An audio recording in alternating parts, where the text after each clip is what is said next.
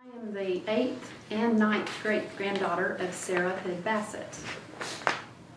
And how did you come to learn that? I've always known that Bassetts were involved in the witch hysteria some way, but probably in the past 6 years I found out the details and the true connections. I thought that it was possibly by marriage. I knew that Elizabeth Bassett Proctor was a relative. I didn't know she was my blood aunt. I knew she had the famous husband, John Proctor. Well, so he ended up being my uncle.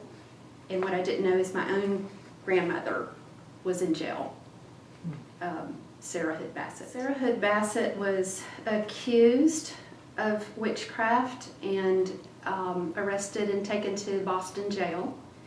And she was pregnant, and she had a toddler named Ruth with her in jail.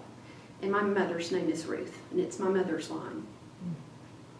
And how did it feel for you to make that connection? At the time I made the exact connection, I had gone through, I would say, the perfect storm myself.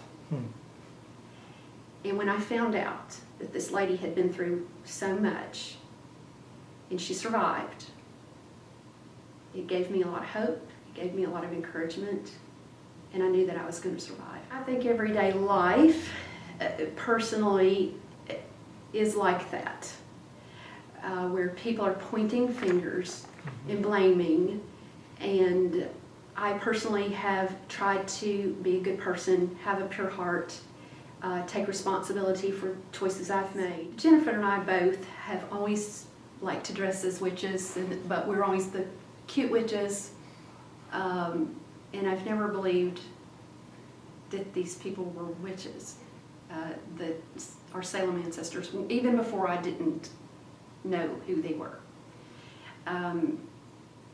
Probably about 3 years ago, I went to a Halloween party and I dressed as my little cute witch, brightly colored and everything.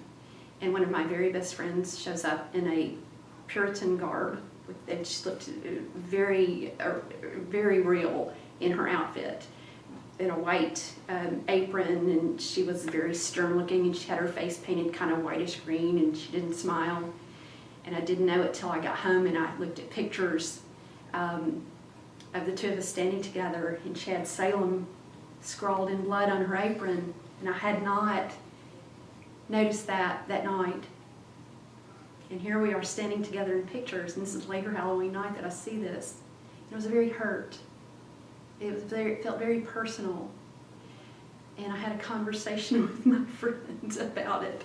So I did stand up for my grandmother, and I said, you know, they weren't witches. And I said, I even said, I can't believe I did this, but I said, did I ever tell you the story about my 8th great-grandmother? She goes, yeah, I think you did. And I said, you know,